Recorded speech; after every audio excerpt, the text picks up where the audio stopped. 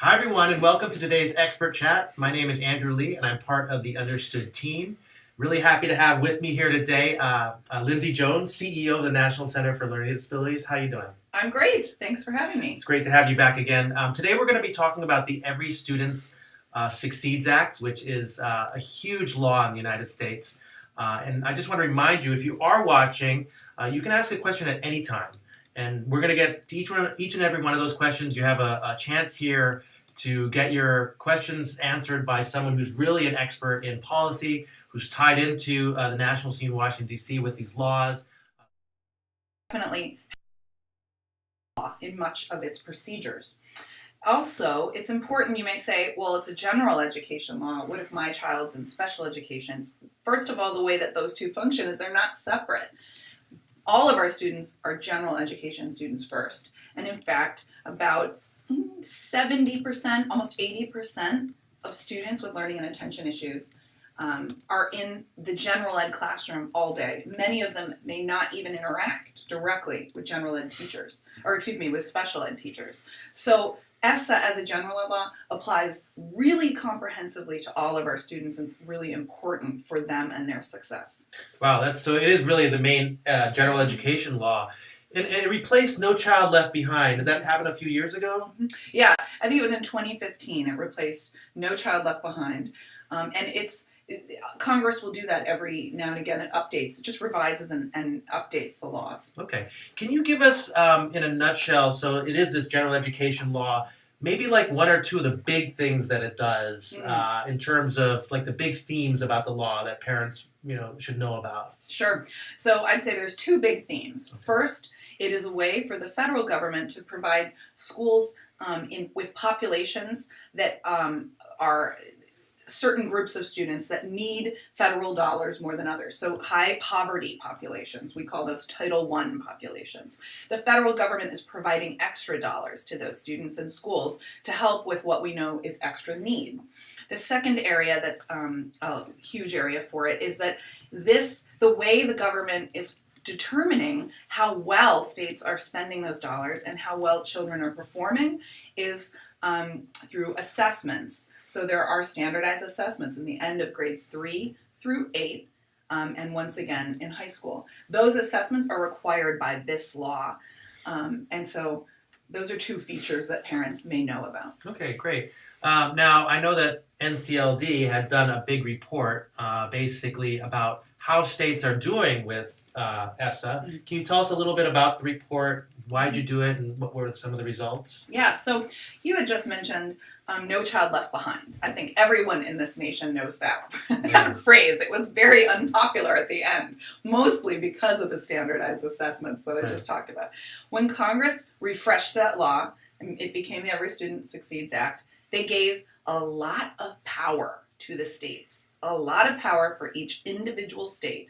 So if you're a parent in Arizona or Nevada or California, your state is now setting lots of the policy for your child.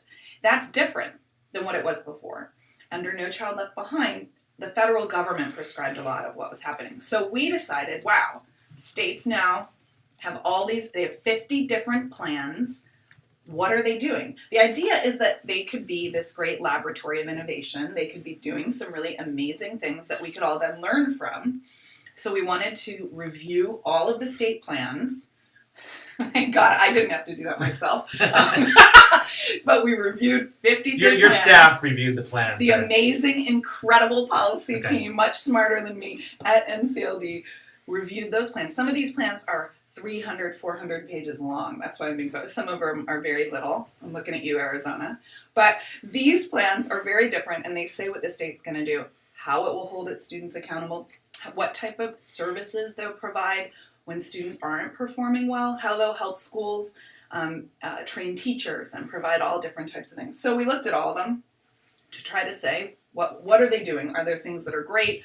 Are there things that aren't so great? And we rated all of the states. Oh, wow. That must have been quite huge. A task. We did have a few technical issues, so I'm going to remind people where we are at. We're talking about the Every Student Succeeds Act, or ESSA, and we're talking about how NCLD had done a report to see how states are doing implementing that law, and they reviewed all these state plans. So tell me, what did you find then after you reviewed all the plans? Sure. So we found, I would just point out a couple things. We found some things that were troubling. One of the things that was troubling is that in about 33 states, you may be a parent in a state that has a grading system. So you see, I'm an A school, I'm a B school. What we found is that 33 states that have those types of systems don't include the performance of students with disabilities in the rating. Okay. So you could be walking down the street, you think, oh, my school is an A school, but maybe not for your student. So that lack of transparency is something we really call out in the report. I would say it's the single most troubling thing. So yeah, that seems like really troubling that I could, I mean, if I'm in state, I don't know, not Arizona, but whatever state I'm in, if I want to look at the report card or whatever for the school that I'm going to, and I can't see like that students with disabilities, which include a lot of kids with learning attention issues, are doing poorly or getting suspended or whatever the issue is, I can't see it. That seems like a big issue. Were there any states that doing that okay, or had a better result? Like, what are some of the states that did it right? Well, and one thing I do want to point out first is, so the data is always available. Okay. But so if you were very motivated, you could find the data in any state about how the subgroups of students, like groups of students with disabilities, how they're performing.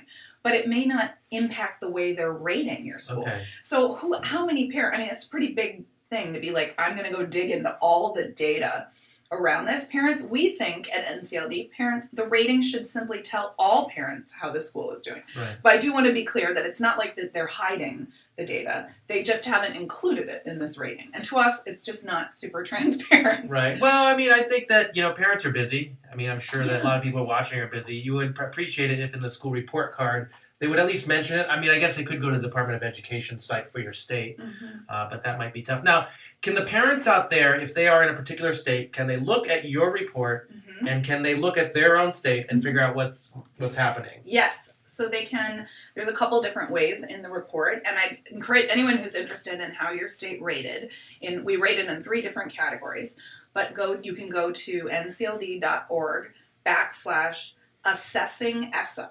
Okay. I love that name. And so if you go in there, you can find a rating for each of these 3 categories. One of them will be accountability, which is kind of like the school ratings, the A through F we were just talking about. One is school improvement, and so that's what does the state require schools and districts to do? How does it help them when students aren't performing well?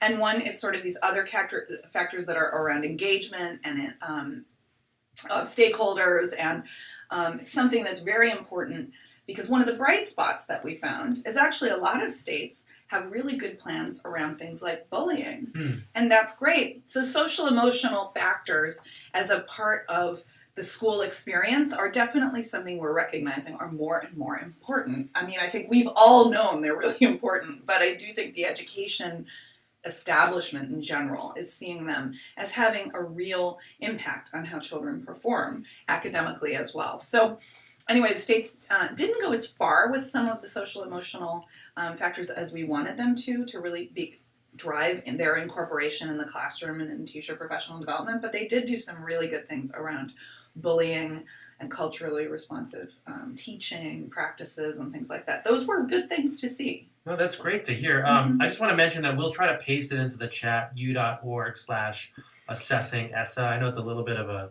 mouthful in terms of words, but we'll paste it in the chat, so don't have to write it down. It'll be there. You can click on the link, and you can look up your own state. Sounds like what you're saying, Lindsay, is that some aspects were positive on the bullying and the social-emotional. Some of the expectation side, maybe the goals were a little bit flat. Can you remind us, because, No Child Left Behind was a bit controversial because of the standardized testing, and people felt that, it was a little bit rigid. But it sounds like, some of that, having some high expectations is good. Can you tell us a little bit maybe about why that's so important? Why are high expectations so important? Yeah. Why are, at least expecting, or encouraging states to really help students with disabilities achieve well, to score high on some of these tests, maybe do well in school, graduate? Why are these things good? So this is just, I think, one of the meatiest topics for everyone. And it's because there's 2 sides to it, and we got to do a better job overall. The first side is, until No Child Left Behind required every student to take those assessments, schools in many cases would regularly put students with disabilities on a bus and send them on a field trip the day of the test. So they would assume already that students with disabilities couldn't do things, Right. and that they would fail, and that was a discriminatory mindset. When they were forced to include those students, we saw that what they did was they actually started teaching them and trying to get them to standards. And that sort of blunt instrument of the law did have a positive effect on students with disabilities. And what we see is that when we say low expectations, we really just mean discrimination. That we assume because you have a disability, you will never achieve certain things. So we couldn't disagree with that more, but unfortunately throughout history we've had to kind of push the law to require people to help show them, especially with kids with disabilities, that when you teach them, they can actually learn more if they get the right supports and services. The other side of that coin is parents and students recognize the limitations of those standardized assessments. They can be overly rigid, not testing enough. And we've really, 15 years later, 15 years after we started really putting them in place, I think we can do better as a society to get a better sense of what our students know.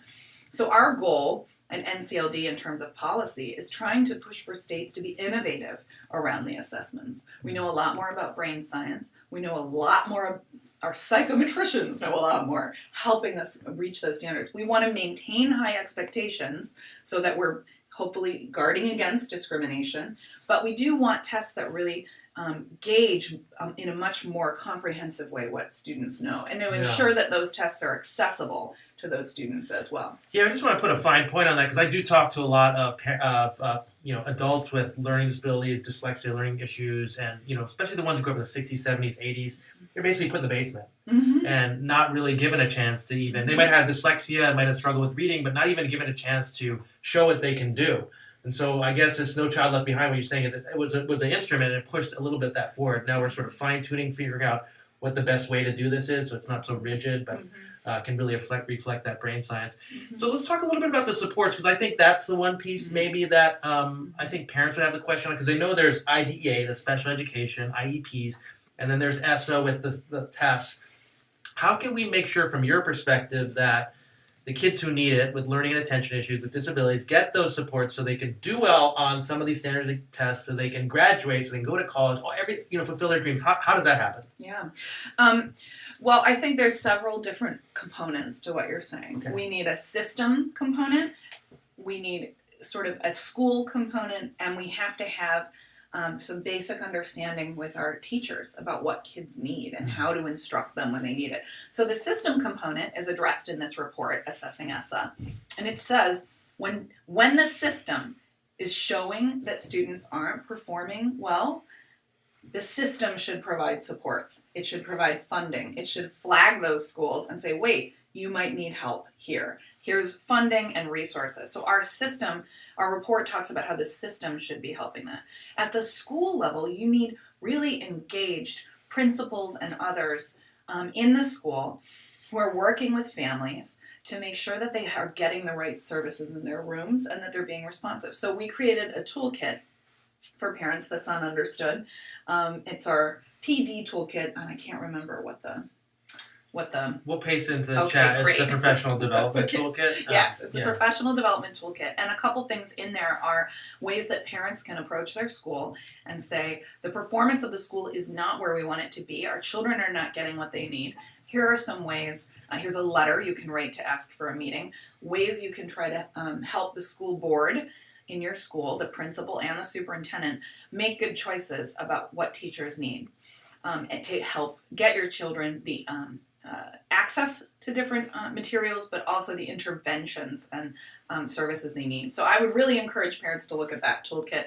Strengths-based IEPs are featured in there, Universal Design for Learning. Lots of things that we know work in schools, and parents can bring those directly to their school. The final component is really about, we think, teachers and getting our teachers the support they need. We need to be looking at the certification laws. What do teachers have to know to become teachers? What do they have to know as they are continually licensed? Are they getting really the best supports that they need? And I think teachers that I talked to today feel overwhelmed. They feel very concerned about having the right support in their classroom. They've got to be dealing with lots of different issues in the school. So I think that, to me, is our future area of focus. How do we make sure that our certifications, that's our system level, and our schools and funding support teachers to get what they need? Because our teachers are the ones who have to be nimble enough and use their professional judgment in many cases to provide the right type of interventions. You've raised a lot of issues, and I just want to take them one at a time because I think there's some really important about what parents can do. But I also want to talk about the teacher aspect. Do you think that there's anything, because I've heard this bubble up, curriculum. Do you think teachers are getting the good sort of materials that they need that to be able to teach that are sort of reaching all kids? Or do you think, I've heard that bubble up. Maybe it's not on the radar, but I just wonder what your thought about that. I think that too often what I hear is that there's curriculum that's shrink wrapped in the back of the room. They haven't really had the chance to open it. They don't know how to use it. Maybe the districts are purchasing it. It's extremely expensive.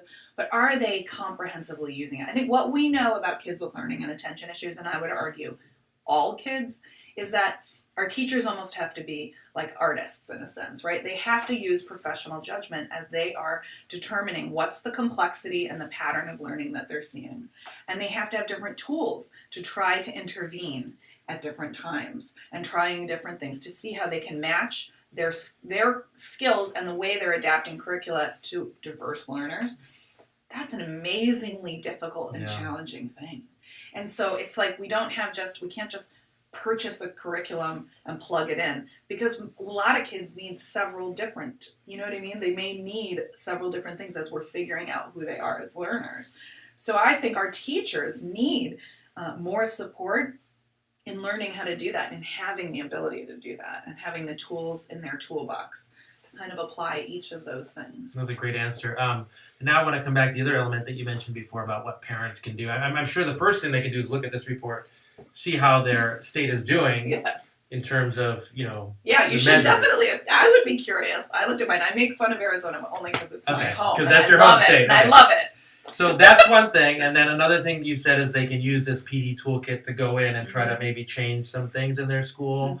Anything else that our parents out there, if they're concerned about the direction their state might be taking in terms of ESSA and in terms of making sure that parents have the right information, all that stuff? Anything else they can do? I think the number one thing you can do is take interest in, asking good questions. See what's on a school board meeting agenda. Bring up your ideas and these types of supports to your superintendent, to your principal, to your teacher, to your school board. I think parents have to be asking questions. I don't think anyone should be stopped from doing that, and I don't think they would be. And I think that that's the only way it's ever going to come forward, is if parents kind of walk in and start raising it. And so I think that's one good part of the law. The law and the report. The law gave us all the information to put in the report, and so it's all public. And I think it's a really good thing to raise to your state Department of Education, and also taking the opportunity when you can speak to the leaders in your school district and others about what's happening. I know it's a little hard, having been in some school board meetings, to actually get anything changed in a school district. It takes a lot of time. So if you are going there, just be prepared. It does take some time. It's not easy. We did have some questions come through there, a little bit more of a personal angle as opposed to the policy angle. Do you mind if I try to give it to you? That's fine. Just if you don't know, Lindsay, she still is an attorney, but she represented both families and sometimes school districts, but within the special education process, so she can give you some insight. So I do want to ask this one because I know people may chime in a certain chat and just need some help. So this is from Sarah. She's thanking you for the ESSA discussion, but she also has a kid with son with ADHD. This is probably right up your alley in terms of this report. Getting some messages, having some issues with school discipline, impacting sort of his self-image. I don't know. There's a lot of things I guess you could do at the school-based level. Do you have any thoughts about her? It's about the classroom experience and maybe something that she could do both for her child directly, but maybe with the school board. Any thoughts? So I think what we see with a lot of children with learning and attention issues is that misunderstanding of their disability or of their issues often causes them to want to divert and act out in the classroom to take away from the fact they're not engaged and they don't understand. It also creates these secondary issues because then the teacher is focused only on the behavior that is disengaged and not the underlying disability. So what I'd say first on the personal level, I think it's important to meet with the team of teachers and say, wait a minute, I think the behavior is a result of the disability. So why don't we look at, are there triggers? Can the teachers in the classroom watch to see if your child is acting out? What are the things that happen, the 2-3 things that happen before the behavior is demonstrated? So I think that's the first thing you can do. Then I think taking it to the school board level, no one's child is the only one in the building having these issues. Yeah. And one of the biggest issues or concerns we have is that parents feel alone. People are scared to talk about it because our society, and parenting in our society is already fraught with lots of issues. It's hard to say my child's having trouble doing these things. And so, but I would really encourage you to do that. And I think speaking out to other parents, I would start with a PTA meeting and trying to figure out, are there other parents who are having these types, who have children who are encountering similar issues. I would also say a lot of school districts have special education advisory councils. They have special education groups. If your child does have an IEP, those might be groups to speak to. And then, there could be issues within the system once you speak with other parents that you identify and you can bring together to a group like the school board or to administrators in the district to maybe say we need to change some of the policies to help these students perform better. Absolutely. I'll give a personal story. We had a recess issue at our school, and a bunch of parents got together because it was impacting behavior. For my child, but also for a number of other children, and they just needed the break to run around, but because of the way that the school day was structured, and they had only certain rooms, so it did really help. And actually, some behavior issues didn't go away, but they, lessened. So definitely meeting up with other parents is helpful. Here's another question from Mom of a 25, and I just want to keep mindful of time. Her district has a huge problem with overcrowded classrooms, and she's wondering, does ESSA say anything about overcrowded classrooms or capping class sizes for kids with disabilities? Does it touch on that, or is that a state law thing? And if it's a state law, how can she maybe address that? Yeah, ESSA does not get at size issues in classrooms or overcrowding. That is definitely a local issue. I would even say a district issue. Now, the state can set class sizes. Every state handles that differently. You would have to look to the State Department of Education for that, and frankly, I would call and ask, and that might be the easiest way. I don't know, you can Google it and see if you find it. Some states will have it. Virginia, the state where I live, has a list on a webpage of each grade and what it's capped at, and that is in regulations in the state. But overcrowding is really an issue that's a district level. Okay, so if I can do a follow-up, let's say this parent looks at her State Department of Education site, sees that the number's below what she has. Does she just write a complaint, or what does she do? Well, is it hard? Is that a hard question? It's really hard. Sure. But I just, what can she do? Because she's obviously having this issue. Yeah, and it's a systematic issue, I think, right? Yeah. I mean, I think that really the first thing to do is talk to your district administration, your school district administration, and say, what's your plan for building more buildings? I mean, it's really a building issue. But that's the place to start with this. Okay, great. Last question, and then we're going to wrap it up because we've taken a lot of your time, precious time. So one of the things that ESSA did from No Child Left Behind was sort of this federal thing, was one size fits all. Every Student Succeeds Act was 50 states.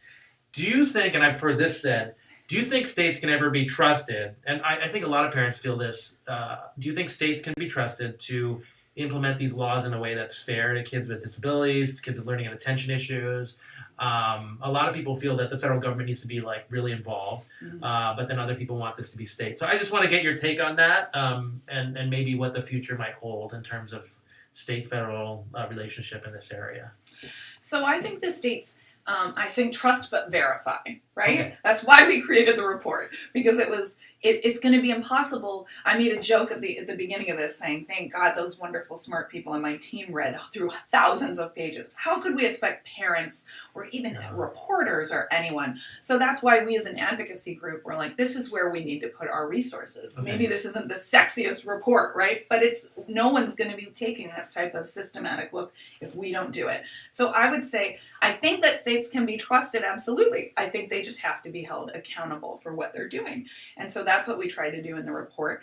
In terms of the second part of your question about state and federal, I think most people say it's kind of like a pendulum's sort of shifting. We went really far to the federal. Even some of our most proponents of federal kind of felt like we need a little more of the state so we do need some innovation around assessments and other things. Yeah. But trust but verify. Well, from speaking as a parent, and I hope everybody feels out there, we're really thankful because I can't read all those reports. I can't read it, but we're really thankful that National Center for Learning Disabilities report and is pushing to make sure that schools are accountable and has that information out there.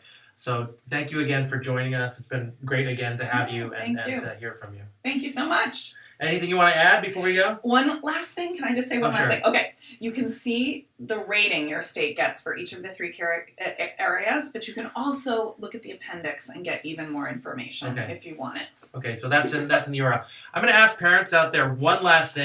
Do me a huge favor. We're trying to improve the experience around video chat, making sure that we're serving you in the best way possible. We're going to paste in a Survey Monkey. I know this is a lot of links in there, but if you like these video chats, if they're valuable to you, please use a Survey Monkey. Tell us what you want. We want to deliver the best information, the best experts we can possibly to you and make this a great understood experience for you. So if you do that, that would be great. Thanks very much for joining us. Thank you, Lindsay, and we'll see you next time.